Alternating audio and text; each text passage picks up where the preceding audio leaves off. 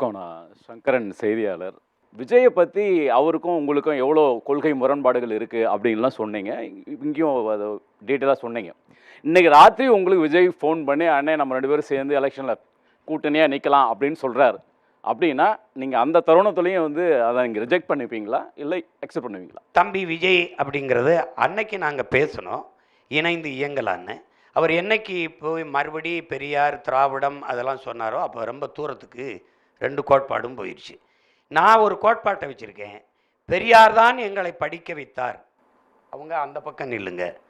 இல்லை, எங்களை எங்கள் தாத்தா காமராஜ் தான் படிக்க வைத்தார் அப்படிங்கிற உண்மை தெரிஞ்சவன் இந்த பக்கம் வா. புரியுதா உங்களுக்கு?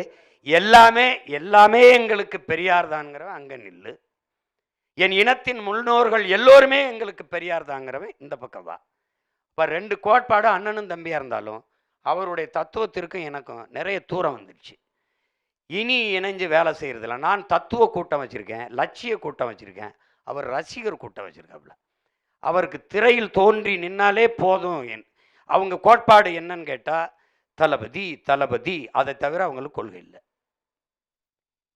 எனக்கு ஒரே தளபதி ஒரே தலைவன் தான். உங்களுக்கு புரியுதுன்னு நினைக்கிறேன்.